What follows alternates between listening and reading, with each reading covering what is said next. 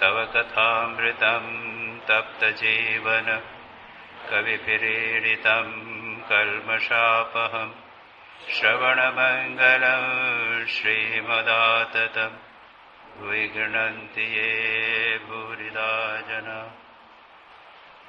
श्री रामकृष्ण वचनामृत परिच्छेद 66 19 दिसंबर 1883।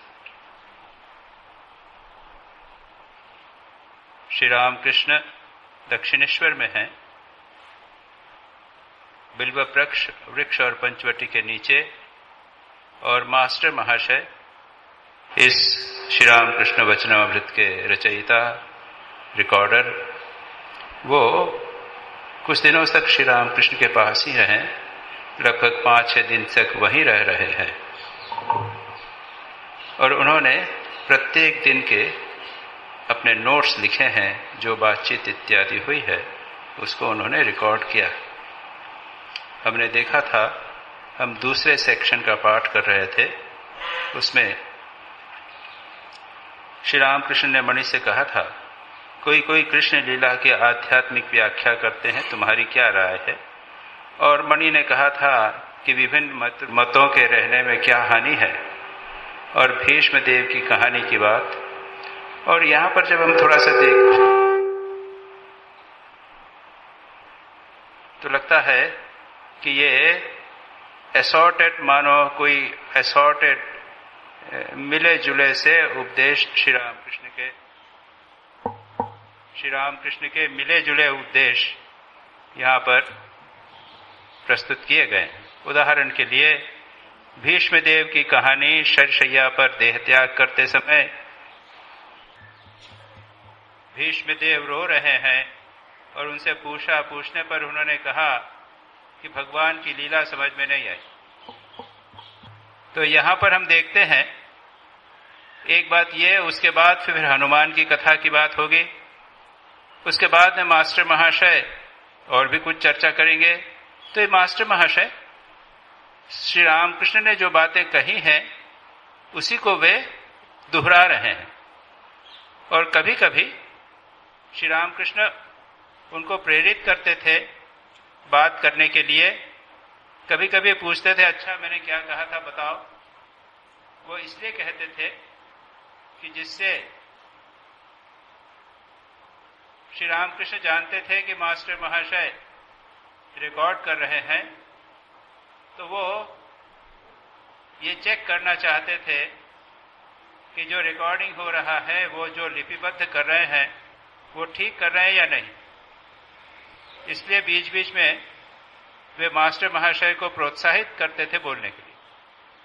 और ये जो बातें मास्टर महाशय अभी कह रहे हैं, मणि कह रहे हैं, ये जो लोग श्री रामकृष्ण वचनामृत जिन्होंने पढ़ा है, वे जानते हैं कि ये श्री रामकृष्ण के ही उपदेश हैं, अन्य स्थानों पर भी आए हैं। आज जो हम पढ़ेंगे वह भी श्री रामकृष्ण का ही उपदेश है, मास्टर महाशय के मुंह से हम सुन रहे हैं। फिर हनुमान की कथा आपने सुनाई है। हनुमान कहा करते थे, मैं वार, तिथि, नक्षत्र आदि कुछ भी नहीं जानता, मैं केवल एक राम का चिंतन करता हूं। श्री राम हनुमान की एक अनन्य भक्ति, दिन रात भगवान का चिंतन। और यह जो वार, तिथि, नक्षत्र, ये किससे संबंधित हैं? ये जिसे हम सीमित काल, कंडीशन कर देते हैं हमने। काल क्या है? काल तो विस्तारित काल है, भविष्य और भूत बहुत बहुत बड़े हैं, उसके कोई अंत नहीं है। लेकिन हमने उस काल को समझने के लिए उसको विभाजित कर दिया है। हमने इस संवत बना दिया है, वर्ष बना दिया है, हमने वार बना दिया है, तिथि बना दी है, नक्षत्र बना दिया है, महीने बना दिए हैं इत्यादि। ये सब हमने अपने काम चलाने के लिए बना दिए हैं, क्योंकि ये हमारा मन देश काल की सीमा के बाहर नहीं जा सकता। लेकिन जो भक्त होते हैं, भगवान को जो पकड़ कर रखते हैं, वे ऐसे तन्मय हो जाते हैं कि देश काल तिथि इसके परे चले जाते हैं। इसका एक दृष्टांत स्वयं श्री रामकृष्ण के जीवन में मिलता है। गिरीशचंद्र घोष का आपने नाम सुना है, मैंने यहां पर उल्लेख भी किया होगा कई बार। गिरीशचंद्र घोष श्री रामकृष्ण के एक अनन्य गृहस्थ भक्त थे, एक बोहेमियन यानी एक भोगवादी जैसे थे और शराब इत्यादि पिया करते थे। लेकिन श्री रामकृष्ण के संपर्क में आकर उनका सारा जीवन परिवर्तित हो गया, वे संत बन गए। जब वे पहले बार श्री रामकृष्ण के उन्होंने 1-2 वर्ष बिगनिंग की, सबसे पहले की 1-2 घटनाओं का वर्णन है। किसी ने कहा कि श्री रामकृष्ण दीनानाथ बसु के घर पर आए हैं। उन्होंने नाम सुन रखा था, केशव चंद्र सेन श्री रामकृष्ण के संबंध में अपनी पत्रिकाओं में, इंडियन मिरर इत्यादि में लिखा करते थे और कलकत्ता के लोग श्री रामकृष्ण के नाम से परिचित हो गए थे। और इस तरह से मास्टर गिरीशचंद्र घोष ने भी श्री रामकृष्ण का नाम सुना था, उनसे वे परिचित थे। तो उन्होंने सोचा कि चलो दीनानाथ बसु का घर तो पास में है, जाके देखें। पहुंचे, संध्या हो गई थी, अंधेरा हो गया था, लाइट जला दी गई थी, दीपक, इलेक्ट्रिसिटी नहीं, दीपक जले हुए थे। श्री रामकृष्ण भाव में विभोर थे और भाव में जब विभोर हो जाते थे तो अर्धचेतन दशा में, जिसे हम कह सकते हैं सबकॉन्शियस, सुपर कॉन्शियस स्टेट, आधे कॉन्शियस चेतना अवस्था, जगत की अवस्था धीरे धीरे कम हो गई थी। भगवत भाव में विभोर थे और वे पूछ रहे हैं, क्या संध्या हो गई? क्या संध्या हो गई? गिरीशचंद्र घोष सुनते, अरे दीपक जले हुए हैं, सब जानते हैं बाहर अंधेरा हो गया है और ये पूछ रहे हैं संध्या हो गई। क्या, कैसा ढोंग! ये भी कोई ढोंग, बड़ा जबरदस्त ढोंग है ना, व्हाट प्रिसिपिटेंशंस इंग्लिश में जिसे बोलते हैं ना, कि इतना ढोंग, चलो छोड़ो, छोड़ के देख लिया। आए थे मैं संत को देखने, दर्शन करने, नाम बहुत सुना था, ये तो ढोंग ही निकला। बताना चाहता है कि मैं इतना भाव में विभोर। लेकिन सच पूछा जाए तो श्री रामकृष्ण सचमुच इस चेतन अवस्था में नहीं थे।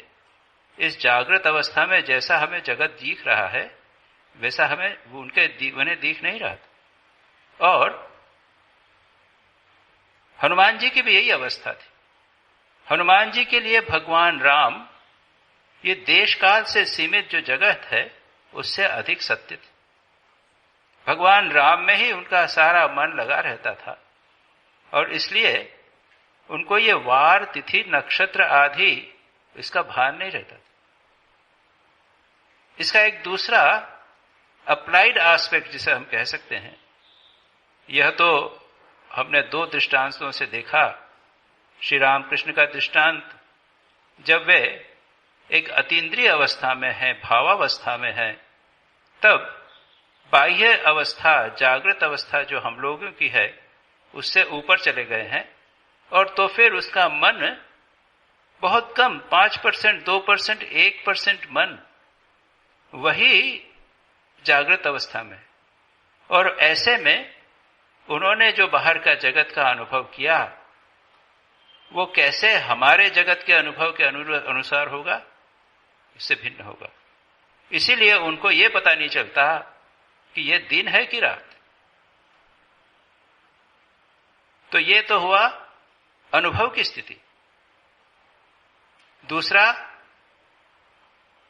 हनुमान जी की स्थिति। हनुमान जी की भगवान राम को ही अधिक सत्य समझते हैं, उनमें ही तन्मय रहते हैं और ये देश काल का जो जगत है वह उनके लिए मानो असत्य हो जाता है।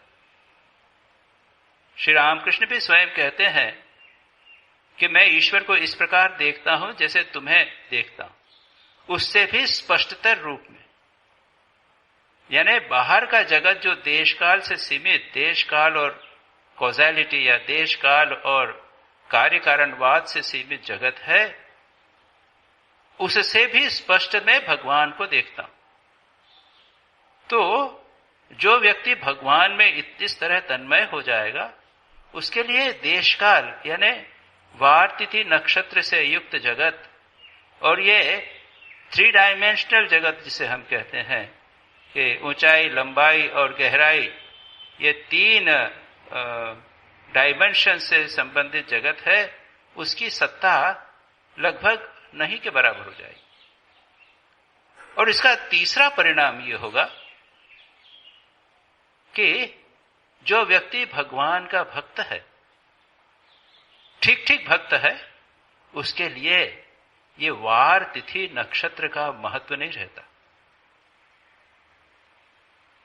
तुलसीदास जी कहते हैं ना, जानकी नाथ सहाय करे जब, कौन बिगाड़ करे नर तेरो। और उसके बाद में वो सूरज, मंगल, सोम, बुध, गुरु, इन सबका दृष्टांत देते हैं, इनका सबका नाम लेते हैं।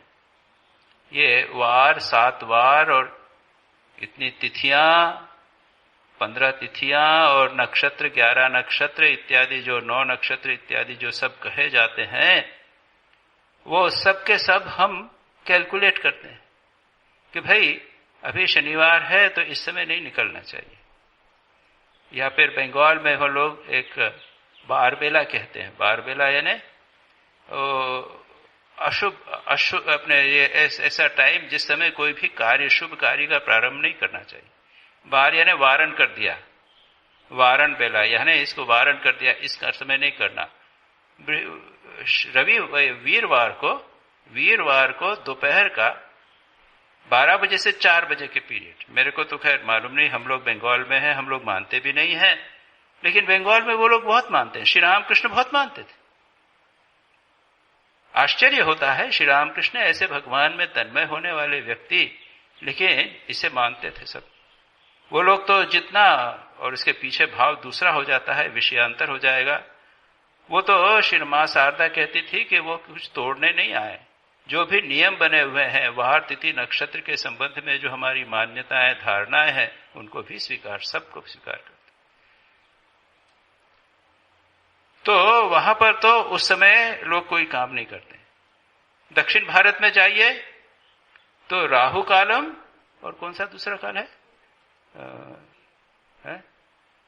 एक और कुछ काल है, राहु कालम होता है और एक और काल है।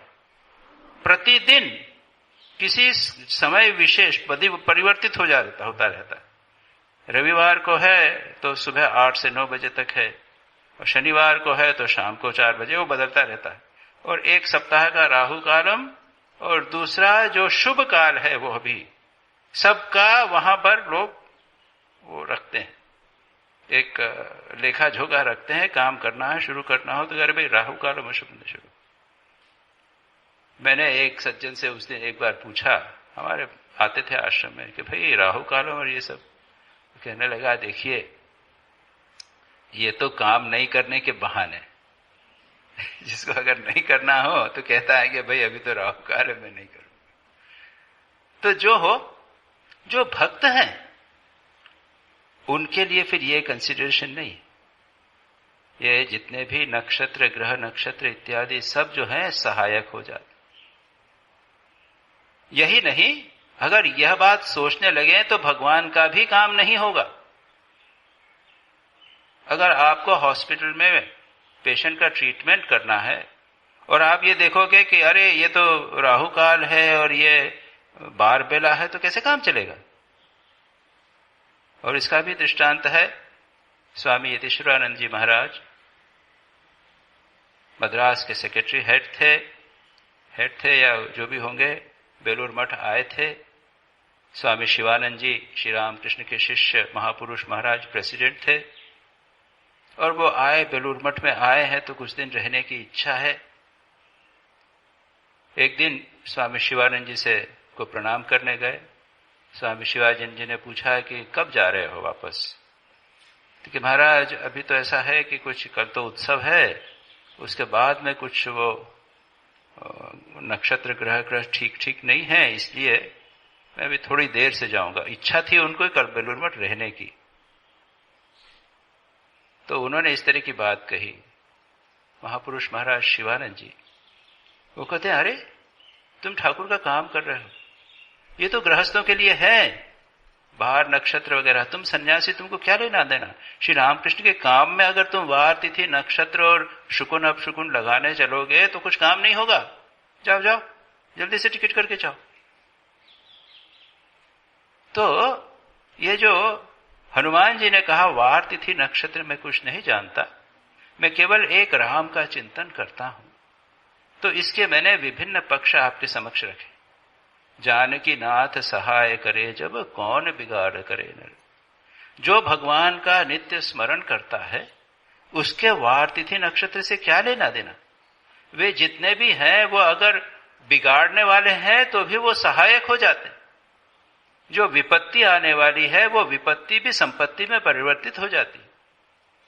सच पूछा जाए तो हम विपत्ति से डरते हैं, लेकिन मां शारदा जैसा कहती हैं, बोर्ड पे लगा रखा है, लोग विपत्ति और दुख से भागना चाहते हैं, उसको दूर करने के लिए भगवान से इतनी प्रार्थना करते हैं, लेकिन वे नहीं जानते हैं कि विपत्ति तो भगवान का वरदान है। विपत्ति में हमारे भीतर की जो क्षमताएं हैं, शक्ति है, भगवत भक्ति है, उसकी परीक्षा होती है। वो तो एक बहुत महत्वपूर्ण जीवन का एक अंग है जिसे हमें वीरता पूर्वक, दृढ़ता पूर्वक स्वीकार करना चाहिए। तो इसलिए हनुमान जी की यह बात में वार तिथि नक्षत्र कुछ नहीं जानता, ये बहुत महत्वपूर्ण बात है। इनको गौण बनाकर हमें भगवान में मन लगाना चाहिए। भगवान में, राम में मन लगाइए और इसको अपना टाइम वार तिथि नक्षत्र और ये संसार के जितने कैलकुलेशंस जो हैं, ये इसको छोड़ देना चाहिए। एक बात यह हुई। मास्टर महाशय एक और बात कहते हैं, श्री रामकृष्ण के उपदेशों को दोहरा मात्र रह रहे हैं। आपने तो कहा है दो चीजों के सिवाय और कुछ भी नहीं है, ब्रह्म और शक्ति, और आपने यह भी कहा है ब्रह्म ज्ञान हो जाने पर वे दोनों एक ही जान पड़ते हैं, एकमेवा द्वितीयम। यहां संक्षेप में मास्टर महाशय श्री रामकृष्ण की philosophy, the philosophy of Shri Ramakrishna, Shri Ramakrishna ने कोई नया वेदांत का कोई एक नया स्कूल स्थापित नहीं किया। जैसे हमारे यहाँ पे हिंदू धर्म में षट दर्शन है, 6 दर्शन है। आस्तिक दर्शन यानी जो वेदों को स्वीकार करते हैं, उसमें न्याय, वैशेषिक, योग, सांख्य योग, पूर्व मीमांसा और उत्तर मीमांसा, ये 6 दर्शन है। उत्तर मीमांसा यानी वेदांत। तो ये 6 फिलॉसफी, स्कूल्स ऑफ फिलॉसफी, दर्शन है। श्री रामकृष्ण ने कोई नया दर्शन नहीं स्थापित किया। वेदांत के बहुत सारी शाखाएं हैं, शुद्धाद्वैत, विशिष्टाद्वैत, द्वैत, द्वैताद्वैत, इस तरह के बहुत सारे हैं। फिर काश्मीर शैविज्म है, ऐसे बहुत सारे इसी के थोड़े से परिवर्तन करके, परम्यूटेशन, कॉम्बिनेशन करके अलग अलग दर्शन हुए। श्री रामकृष्ण का दर्शन अगर पूछा जाए तो क्या? वे थोड़ा सा वेदांत से, थोड़ा सा अद्वैत वेदांत से थोड़ा सा हटकर अद्वैत वेदांत को स्वीकार करते हुए भी उन्होंने उसमें थोड़ा सा परिवर्तन किया। अद्वैत वेदांत के अनुसार एकमेवा द्वितीयम, यहां जैसा कहा है, एक ही वस्तु है और दूसरी कुछ नहीं है।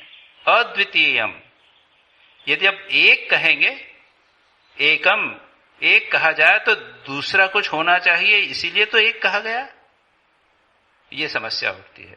इसलिए कहते हैं अद्वितीयम। अद्वैत वेदांत के अनुसार एक ब्रह्म ही सत्य है, यह जगत मिथ्या है, ये माया का अस्तित्व नहीं है। जगत मिथ्या यानी क्या? जो सदा नहीं बना रहे, नित्य परिवर्तनशील, केवल एकमेव द्वितीय सत्ता परमात्मा या ब्रह्म सच्चिदानंद से ही एकमात्र विद्यमान है और कुछ नहीं। श्री रामकृष्ण इसके आगे बढ़ गए थोड़ा सा। वो क्या कहते हैं? 2 चीजें हैं, ब्रह्म और शक्ति, और वे शक्ति को अस्वीकार नहीं करते, यहां तक कि वे चाहते थे कि उनके शिष्य शक्ति को भी स्वीकार करें। अद्वैत की हानि हो जाएगी क्या? श्री राम कृष्ण कहते हैं नहीं। और बड़ा सुंदर दो दृष्टांत बड़े महत्व के हैं। श्री रामकृष्ण के शिष्य गुरु थे तोतापुरी महाराज। वो अद्वैत वेदांत के पुरी संप्रदाय के संत थे, नागा सन्यासी थे, दशनामी संप्रदाय के तोतापुरी। और ये कुरुक्षेत्र के बाहर अंदर यदि 50-60 किलोमीटर थोड़ा सा भीतर जावे तो लधाना करके एक जगह है, वहां पर उनका एक मठ, हम गए हैं वहां पर। वहां से उनके गुरु का भी वहां पर समाधि बनी हुई है, तोतापुरी महाराज की भी बनी हुई है, हम वहां गए हैं। तो उन्होंने श्री रामकृष्ण को अद्वैत वेदांत में साधना करवाई और 3 दिन में श्री रामकृष्ण निर्विकल्प समाधि में डूब गए। उसके पहले क्या हुआ? जब तोतापुरी महाराज ने कहा कि यह सारा जगत मिथ्या है, विचार करो, नेति नेति नेति, यह जगत सत्य नहीं है, ये तुम्हारा शरीर सत्य नहीं है, नहीं नहीं नहीं नहीं, यह नहीं नहीं, ये विचार नेति नेति, not this not this not this, से विचार करो। और विचार करके जब उन्होंने सब कुछ निगेट कर दिया और उनके लिए कठिनाई नहीं हुई, केवल मां जगदम्बा जिनका वो दिन रात हमेशा ध्यान किया करते थे, जो उनके लिए परम सत्य थी, उनका रूप श्री रामकृष्ण के सामने से गायब नहीं हो रहा था। उनको वो निगेट कर नहीं पा रहे थे, उसको नकार नहीं कह रहे थे, उसको असत्य बोलना उनके लिए संभव नहीं हो रहा। तब तोतापुरी महाराज ने श्री रामकृष्ण कहा, मैं नहीं कर पा रहा हूं, मुझसे नहीं होगा। तो कैसे नहीं होगा? उत्तम गुरु के अनुसार जैसे उन्होंने नीचे जमीन पे एक कांच का टुकड़ा था, कांच का टुकड़ा लेकर उन्होंने उसको दबाया और श्री रामकृष्ण के सिर के दोनों भ्रुओं के बीच में दबाकर जोर से दबाया। वहां जो पीड़ा हुई, कहा इस पीड़ा पर मन को एकाग्र करो। श्री रामकृष्ण ने तोता एकाग्र करके, बड़ा सुंदर वर्णन है। वे कहते हैं कि मां जगदम्बा का रूप जब मेरे सामने इस बार पुनः आया तो मैंने क्या किया? उसको ज्ञान के खड्ग से, ज्ञान की तलवार से काट दिया। मतलब क्या? यह विचार किया कि यह भी नाम रूप की सत्ता में है, यह भी मिथ्या जगत में है, यह भी नहीं है नेति, यह भी ब्रह्म नहीं है, यह भी द्वैत में है। और तब मेरा मन गहरी समाधि, निर्विकल्प समाधि में लीन हो गया। यानी क्या? मन नहीं रहा, केवल एक अद्वितीय, एकमेवा द्वितीयम, एक ब्रह्म रहा। आत्मा परमात्मा एक हो गए। क्या रहा? कुछ कह नहीं सकता।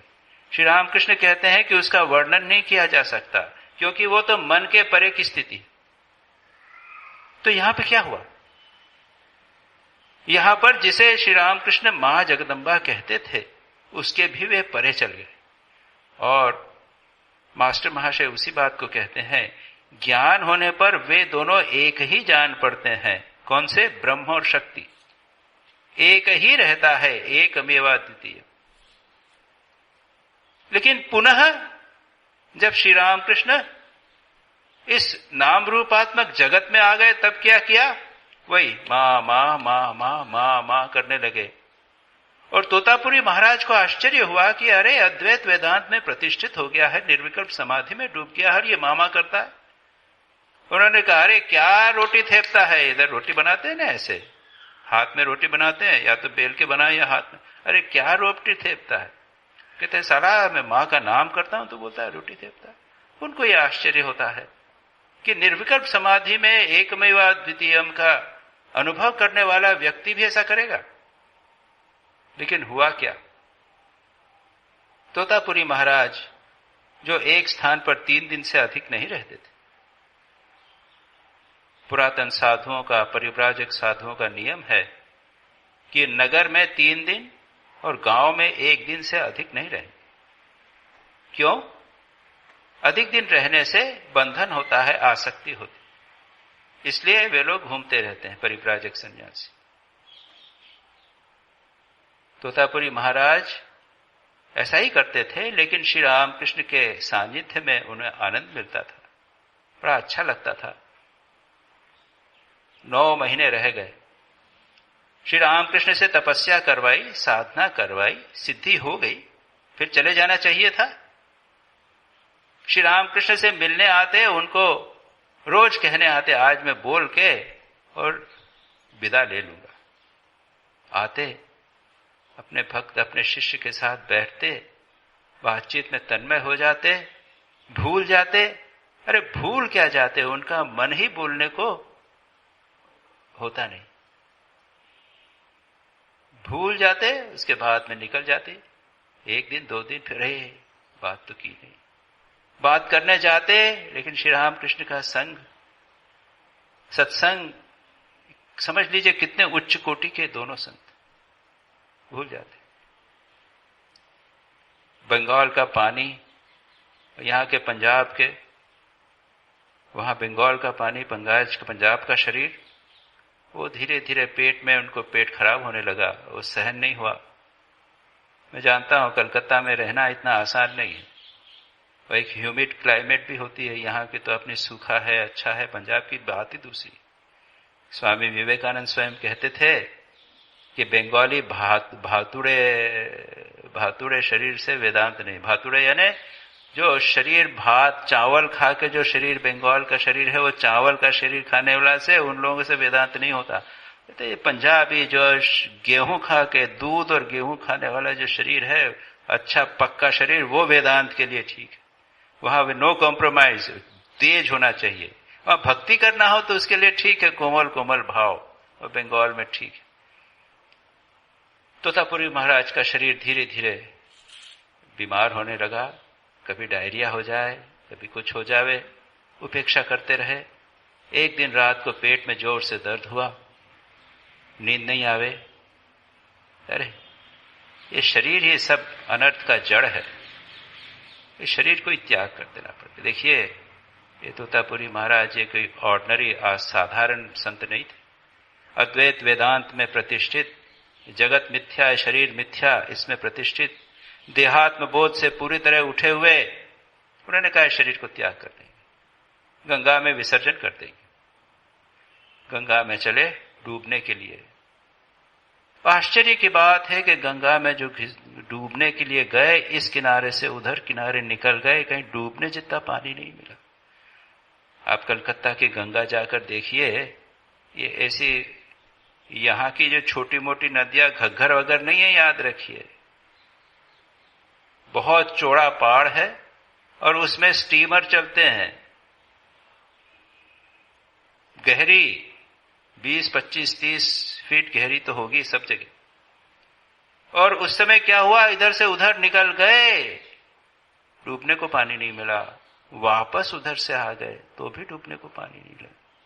और तब उनके मन में अचानक कौंध गया एक आलोक, कैसी देवी माया, बोल दिए कैसी देवी माया, जिस माया को मिथ्या करके उन्होंने निकाल दिया था। जब माया जगत मिथ्या है, उसका अब स्वीकार कर रहे हैं।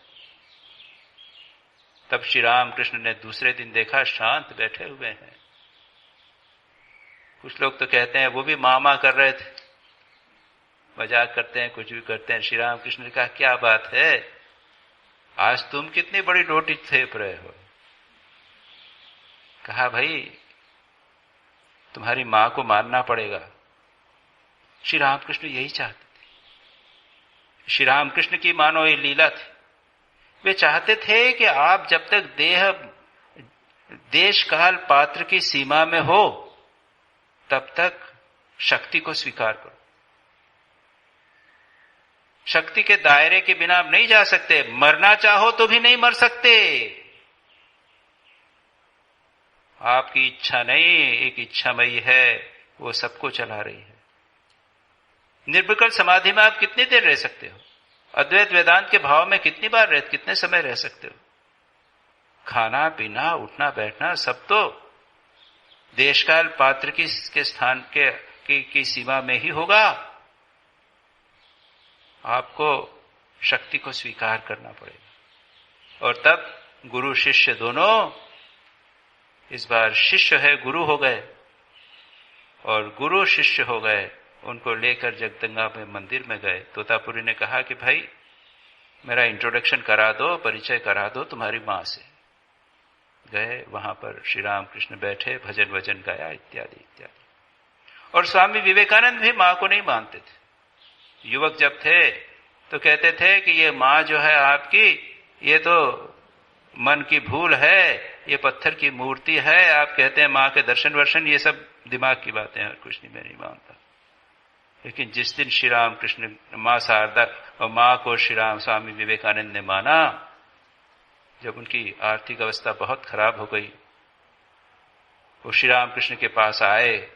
श्री राम कृष्ण ने कहा कि तू जाके मां जगदम्बा से मांग, तू मानता नहीं है मां को, इसीलिए कुछ मदद नहीं होती, तू जा। और उस दिन जब श्री राम स्वामी विवेकानंद एक युवक के रूप में, नरेंद्र के रूप में जब जाकर उन्होंने प्रार्थना की मां शारदा, मां जगदम्बा से, तब उस दिन श्री रामकृष्ण बहुत प्रसन्न हुए। उसके पीछे भी भाव यह था कि इसको संसार में कर्म करना है, जगत कल्याण के लिए बहुत सारा कर्म करना है, शक्ति को मानना पड़ेगा। और यही बात यहां पर मास्टर महाशय कहते हैं, आपने तो कहा है दो चीजों के सिवाय और कुछ भी नहीं है, ब्रह्म और शक्ति। ब्रह्म है जगत का आधार, लेकिन जगत को चलाने वाली शक्ति। और जो मां काली का जो मूर्ति है वह भी उसी का रिप्रेजेंटेशन है। जगत नीचे पड़े हुए हैं शिव, शिव जी के ऊपर मां काली खड़ी हुई है। शिव क्या है? निर्गुण निराकार निष्क्रिय ब्रह्म। और काली क्या है? ये सक्रिय शक्ति, वही ब्रह्म शक्ति। श्री रामकृष्ण यही कहते हैं, शक्ति ब्रह्म और शक्ति अभेद। जब निष्क्रिय है तब उसको कहता हूं ब्रह्म, जब सक्रिय होते हैं तब कहता हूं शक्ति। सांप, एक कुंडली मारा सांप बिना हिले डुले बैठा हुआ, और एक चलता हुआ सांप, सांप तो एक ही है। ब्रह्म है मानो कुंडली मारा हुआ सांप, निष्क्रिय कार्य नहीं करता। जब चलता फिरता है, क्रियाशील है, तब वो शक्ति हुआ। इस प्रकार से श्री रामकृष्ण मास्टर महाशय से सुनना चाहते थे कि उन्होंने मेरे उपदेशों को स्वीकार किया कि नहीं। ये एक बहुत बड़ा कंट्रीब्यूशन है श्री रामकृष्ण का अद्वैत वेदांत के संदर्भ में। जो ऑर्थोडॉक्स वेदांतवादी है, अद्वैत वेदांती, इसे स्वीकार नहीं करते। लेकिन जहां तक रामकृष्ण मिशन का संबंध है, हम श्री रामकृष्ण की इस बात को स्वीकार करते हैं। अद्वैत से भिन्न नहीं, ब्रह्म और शक्ति अभेद है। शक्ति को आपको मानना पड़ेगा, और जब तक आप इस जगत में क्रियाशील। अब श्री रामकृष्ण और कुछ कह रहे हैं, और जैसा मैंने कहा कि ये ऐसा लगता है कि ये असॉर्टेड विचार हैं, क्योंकि पहला, दूसरा, तीसरा, वार, तिथि, नक्षत्र और ब्रह्म शक्ति, इसमें कोई संबंध नहीं लगता। अब श्री रामकृष्ण कहते हैं, हाँ ठीक, वस्तु प्राप्त करना है सो कांटेदार जंगल से होकर जाओ या अच्छे रास्ते से लेकर जाओ, से जाकर लो। कांटेदार जंगल में से जाकर लो या अच्छे रास्ते से जाकर लो। अब इसका भी ऊपर वाले जो विचार है उससे संबंध नहीं लगता, लेकिन उसे हमें श्री रामकृष्ण के उपदेश को एक पृथक रूप से ही लेना पड़ेगा। कहते हैं कि जिस रास्ते से भी हो, हमें लक्ष्य तक पहुंचना है। उद्देश्य यह है, बस यही बात, और कुछ नहीं। एक लक्ष्य है, उसे प्राप्त करने के विभिन्न मार्ग हैं। दो मार्ग यहां बताए, बहुत सारे मार्ग हो सकते हैं। जंगल का रास्ता हो, या जंगल को बाहर से होकर जाके लाओ, या जंगल के भीतर से जाके लाओ और लो।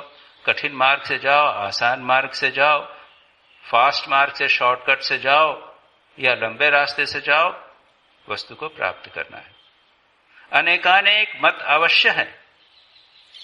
नागा कहा करता था, वही नागा यानी तोतापुरी, नागा कहा करता था, मत मतांतर के कारण साधु सेवा न हुई। बड़े मजेदार है ये बात। एक स्थान पर भंडारा हो रहा था, अनेक साधु संप्रदाय थे, सभी कहते हैं हमारी सेवा पहले हो, उसके बाद दूसरे संप्रदायों की।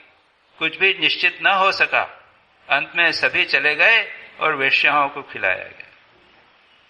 ये झगड़ा, और मैंने सुना है, मुझे अनुभव तो नहीं किया, लेकिन जब कुंभ मेला इत्यादि होता है तो सबसे पहले कौन निकले, कौन सा अखाड़ा, उदासी अखाड़ा हुए या फिर दूसरा अखाड़ा हुए, और उसमें कई बार तो झगड़ा हो जाता, मारपीट खूना खून हो जाता। नहीं, हमारा जो संप्रदाय के साधु हैं वो सबसे पहले जाएं, इसके ऊपर काफी हो जाता है।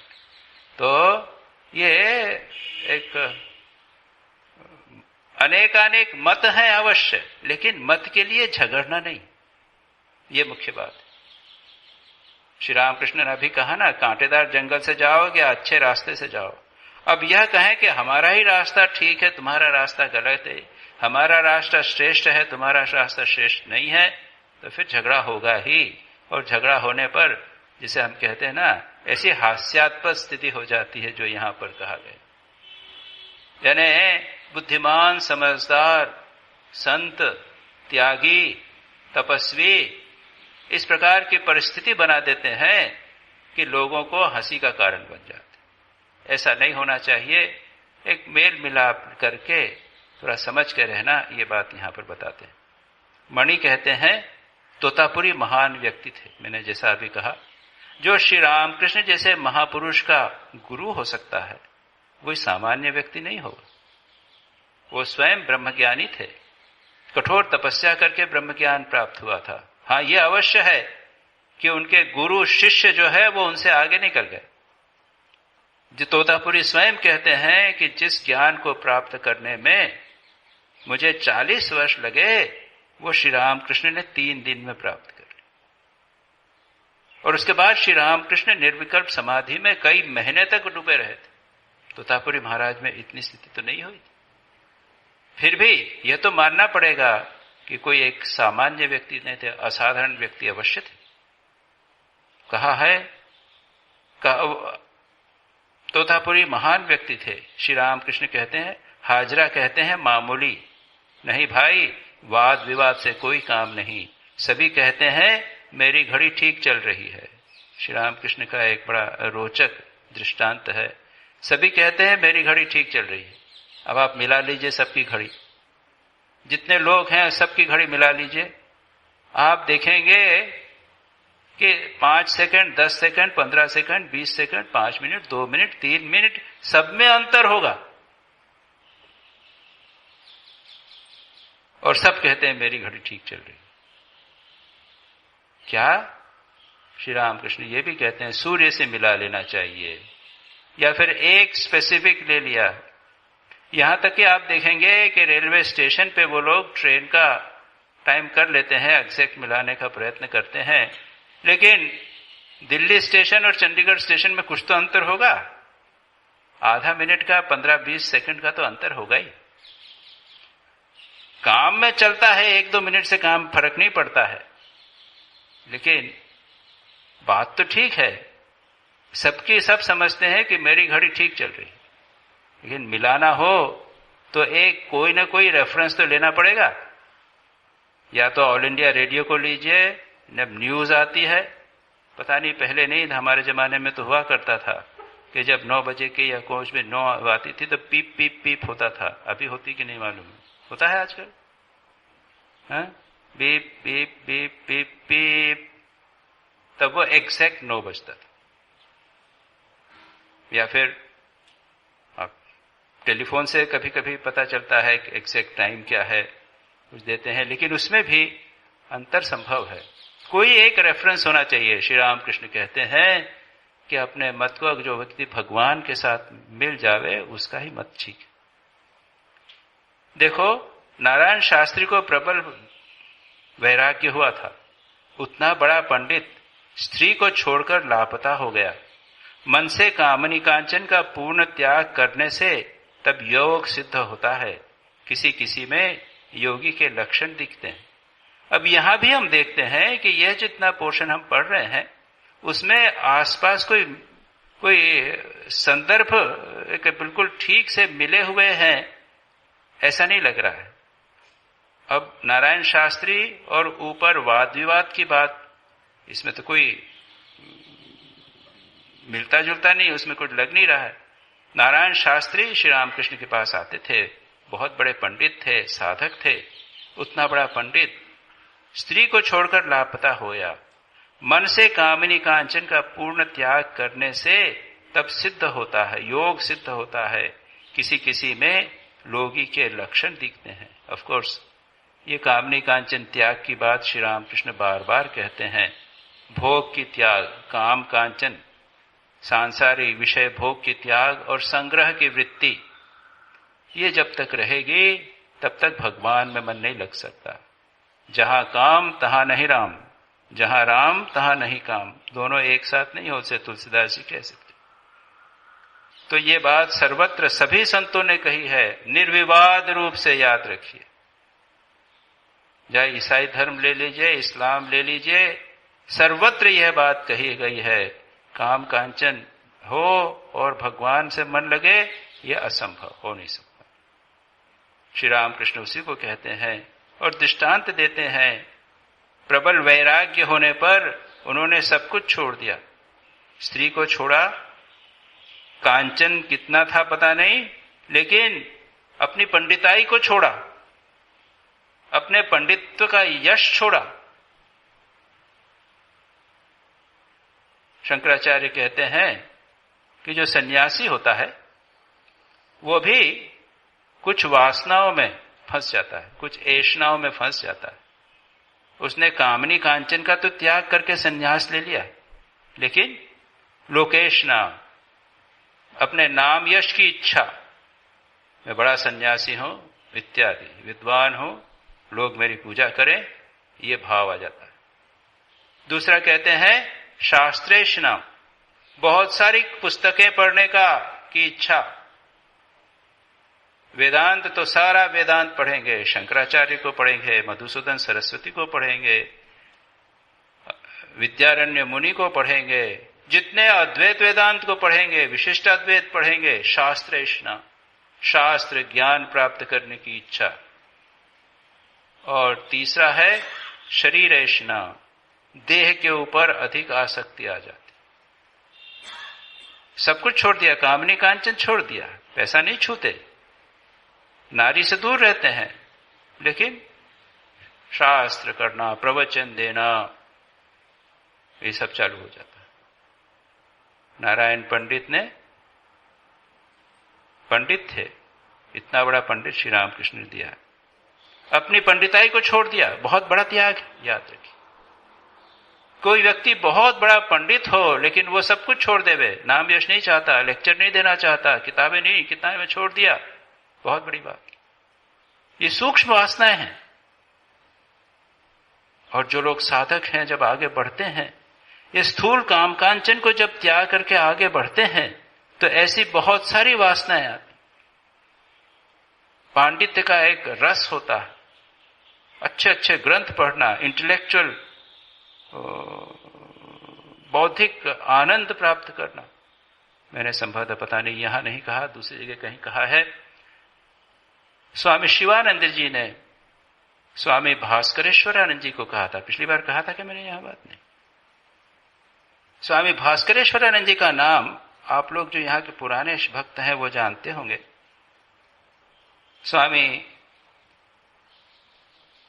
अपने पीताम्बरानंद जी महाराज, जो मेरे पहले यहां पर सेक्रेटरी थे, वो मेरे से उम्र में बड़े हैं। पीताम्बरानंद जी सन्यास में तो कई वर्ष तो मेरे से सीनियर हैं और मेरे से विद्वत्ता में भी श्रेष्ठ हैं। नागपुर में कई वर्षों तक थे और नागपुर में वहीं ज्वाइन किया था, वहीं रहे। वे एक महान संत के सत्संग में आए थे जिनका नाम था स्वामी भास्करेश्वरानंद जी। वहां नागपुर मठ के महंत थे, जो स्वामी शिवानंद जी महापुरुष महाराज के शिष्य थे, मंत्र शिष्य थे। लेकिन उन्होंने मां शारदा के भी दर्शन किए थे। मां शारदा से दीक्षा नहीं ली थी, युवक के रूप में मां शारदा के पास जाते थे। और मेरा भी सौभाग्य हुआ है 2-3 बार स्वामी भास्करेश्वरानंद जी महाराज के दर्शन करने का। तो भास्करेश्वरानंद जी के कुछ उपदेशों का मेरे पास लोगों ने रिकॉर्ड किया है, वो है। और वहां पर वो कहते हैं, ये बुद्धिवाद, बहुत सारे पुस्तकें पढ़ना और बौद्धिक आनंद प्राप्त करना, इंटेलेक्चुअल एंजॉयमेंट, उसके संबंध में वो कहते हैं, स्वामी शिवानंद जी ने एक बार उन्हें कहा था कि intellectual enjoyment is the surest way of maya to catch a person. ये बौद्धिक सुख प्राप्त करना, इंटेलेक्ट का, ये माया का बहुत प्रबल, बहुत ही तेज, बहुत ही स्ट्रांग, बहुत ही प्रबल एक अस्त्र है व्यक्ति को पकड़ने का, बंधन में डालने का, स्ट्रांगेस्ट वेपन, उन्होंने इस प्रकार से कहा। ये नारायण शास्त्री ने उसको भी छोड़ दिया। मतलब आप समझ सकते हैं कैसा प्रबल वैराग्य हुआ होगा उसको। श्री रामकृष्ण कहते हैं कामनी कांचन का संपूर्ण त्याग करने से तब योग सिद्ध होता है, और ये जो जितने सूक्ष्म विचार भाव भोग हैं इंटेलेक्चुअल लेवल के, उसको भी त्याग करना पड़ता है। और श्री रामकृष्ण कहते हैं किसी किसी में योगी के लक्षण दिखते हैं। यहां श्री रामकृष्ण ने योगी के क्या लक्षण हैं इसका वर्णन नहीं किया। तो मैं षट चक्र के बारे में बता दूं। योगी षट चक्र को भेद कर उनकी कृपा से उनका दर्शन करते हैं। षट चक्र सुना है ना? मणि कहते हैं वेदांत के मत में सप्त भूमि। श्री रामकृष्ण कहते हैं नहीं, वेदांत मत नहीं, वेद मत। चक्र चक्र क्या है जानते हो? सूक्ष्म देह के भीतर ये सब पद्म हैं।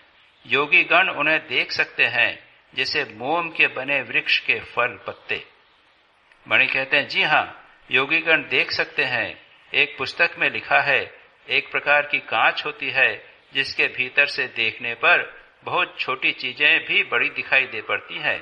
इसी प्रकार योग द्वारा वे सब सूक्ष्म पद्म देखे जाते हैं। यहां पर संक्षेप में यह षट चक्र की चर्चा की गई, और श्री रामकृष्ण वचनामृत में इसका विस्तार से वर्णन कहीं भी नहीं। यहां तक कि स्वामी विवेकानंद ने राजयोग में थोड़ा सा वर्णन किया है, इससे अधिक वर्णन इसका नहीं। आजकल लोगों को कुंडलिनी के बारे में, ये षट चक्र के बारे में बहुत सारी जिज्ञासा होती है। ये योग के संबंध में बहुत सारा आता है। मैं यहाँ पर 4-5 साल पहले जब एक बार आया था, तो एक बार एक सज्जन आए और उन्होंने कहा कि आपकी कुंडलिनी जागृत हो गई है। तो मैंने कहा नहीं, अब नहीं हुई आपकी? मेरी तो 3 महीने में हो गई, अब मैं क्या बोलूं। ये सब जिसे कहते हैं ना कि वो एक क्रेडुलसनेस, कुछ चमत्कारिक चीजें जानने का, कुछ ज्योति दर्शन हो गया, कुछ इस प्रकार की हमने वाणी सुनी, कुछ कुंडली जागृत हो गई, ये इसके प्रति लोगों का इस बार काफी आकर्षण रहता है। लगता है कि ये आध्यात्मिक जीवन के इंडिकेशंस हैं। अगर किसी को कोई अच्छा दर्शन हुआ है, अच्छा स्वप्न हुआ है, तो ये बुराई नहीं है, अच्छा ही है। लेकिन इसको इतना महत्व देना कि हमने पूरा रहस्य जान लिया है, हम समाधि को प्राप्त कर लिए हैं, इसको योग शास्त्र में कहते हैं भ्रांति दर्शन। कई प्रकार की भ्रांतियां होती, ये एक प्रकार की भ्रांति हो गई। छोटी मोटी जरा सी अनुभूति हो गई और हमने समझ लिया कि हम तो बस ब्रह्मज्ञानी हो गए। ऐसा नहीं होता। एक बार एक सूफी की घटना है। जुनैद बगदादी या कोई एक बहुत बड़े सूफी संत हैं, इस समय नहीं, यानी आज से 1000 वर्ष पहले उधर अरब इत्यादि में, उनकी बड़ी सुंदर किताब है सूफी संत। उनको काफी अनुभूतियां हो रही थी और उनको लगा कि मैं जानना चाहता हूं कि मैं कहां तक पहुंचा हूं, मेरी सिद्धियां कितनी पहुंची है, मैं कितना आगे बढ़ चुका हूं जानने की अपनी। कई बार हमारे मन में जिज्ञासा होती है, हम जानना चाहते हैं कि हम कहां तक पहुंचे हैं, आगे बढ़े। और हम जब कभी कभी संतों के पास जाकर इस प्रकार का प्रश्न करने का प्रयत्न भी करते थे, तो हमको या तो डांट मिलती थी या उपेक्षा मिलती थी। हम अपनी प्रगति का अंकन करने का अर्थ है हम अहंकारी हो रहे हैं। हम जानना चाहते हैं कि हम कितने आगे बढ़े हैं। अरे बाबा, there is no limit to spiritual experience. आध्यात्मिक प्रगति का कोई सीमा नहीं है, बढ़ते चलो, चलते चलो। लेकिन इन संत के मन में ये प्रश्न उठा कि मैं कहां तक पहुंचा हूं। उच्च कोटि के संत थे, जा रहे थे, रास्ते में उधर से देखा, दूर से एक ऊंट पर एक आदमी आ रहा है, उसकी एक आंख बंद है, ऐसे यानी अपन जैसे एक आंख बंद करते ना, ऐसे। उन्होंने ऊंट को रुकने के लिए कहा, संत ने, और उनकी ऐसी शक्ति थी कि ऊंट के चारों पैर जमीन में धंस गए। अब समझ लीजिए आप कैसी सिद्धि, कैसी उनका एक्सपीरियंस, कितना उच्च कोटि के थे। ऊंट पे बैठा हुआ आदमी बोलता है कि जुनैद, तो क्या तू चाहता है कि ये मैं अपनी बंद हुई आंख को खोल दूं और प्रलय हो जावे? मतलब यह कि मुझ में इतनी शक्ति है कि आंख को खोलना कितना लगता है, बंद करने में शायद टाइम लगेगा, जो जागृत अवस्था में तो खुली रहती है। हम आंख बंद करके ध्यान करने बैठते हैं तो आसान नहीं होता, आंख खुल जाती। तो क्या चाहता है कि मैं आंख जो बंद हुई है उसको खोल दूं और उसके बाद में तरह ये बगदाद के साथ तू भी उसमें डूब जाए, धरती में तू घुस जावे बगदाद के साथ, इस तरह का है कुछ वक्त। तो बेचारे घबरा गए। उन्होंने कहा कि आप कहां से आए? वो कहते हैं कि मैं फलानी जगह था, जब तेने ऐसा संकल्प किया, भगवान ने मुझे अल्लाह से तुमने पूछा कि मैं इसको, ये पूछा तुमने, तब मैं 100 योजन दूर था, वहां से मैं इमीडिएटली यहां पे आ गया हूं, इतनी तेजी से आ गया हूं। कहा कि अभी तो पता नहीं कितने पर्दों के बीचर है, अभी आगे चल, कहीं पहुंचा नहीं है तो अभी अपने आप को ज्यादा नहीं समझना। यह होता है अहंकार। और ये जो हम कुंडलिनी की बात करते हैं, ये सब अहंकार की बात। आध्यात्मिक जीवन का अर्थ मैं तो कम से कम यही समझा हूं, चरित्र निर्माण, एक एक अच्छी आदत बनाना। ध्यान की ऐसी आदत बन जावे कि स्वाभाविक रूप से भगवान का चिंतन होता रहे। श्री रामकृष्ण का दृष्टांत देखिए, उनको अब समझना, मन बाहर लाने के लिए कितनी मेहनत करनी पड़ती थी। स्वाभाविक रूप से श्री रामकृष्ण का मन भगवान में डूबा रहता था। भगवान अपने मन को बाहर लाने के लिए पूछते थे, पानी खाऊं, पानी पीऊंगा, फलाना करूंगा, वहां जाऊंगा, बोल बोल के अपने मन को लाने का प्रयत्न करते थे। भगवान में मन निरंतर लगाए रखना, और इतना लगाना कि यह स्वाभाविक बन जावे, उठते बैठते जागते सोते सब समय भगवान में मन लगा रहे। आध्यात्मिक जीवन इतना सरल है, इसीलिए कहते हैं आध्यात्मिक जीवन बिल्कुल सरल है।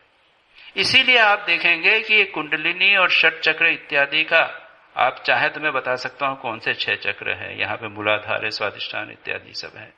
और कौन सा है वो 4 चक्र वाला, 4 कमल वाला है, 6 कमल वाला है, 8 कमल वाला है, 16 कमल वाला है, ऐसे सब यहां से वहां तक चक्रों के वर्णन मिल जाएंगे आप। लेकिन उससे फायदा क्या? बात तो यही है, काम कांचन त्याग करिए, भगवान में मन लगाइए, और इतना मन लगाइए कि स्वाभाविक हो जाए भगवान में मन लगाना। उसके लिए आपको प्रयत्न नहीं करना पड़े। जिस प्रकार हमारा मन स्वाभाविक रूप से बहिर्मुखी है, उसी प्रकार से हमारा मन स्वाभाविक रूप से अंतर्मुखी होवे, यही साधना का मुख्य उद्देश्य है, यही साधना। इसलिए मैंने ये बाकी चीजें विस्तार से बताने का मैंने प्रश्न नहीं किया है। षट चक्र इत्यादि की बात हम यहीं बंद करते हैं, आरती का समय हो गया है। इसके आगे की चर्चा अगले रविवार को करेंगे।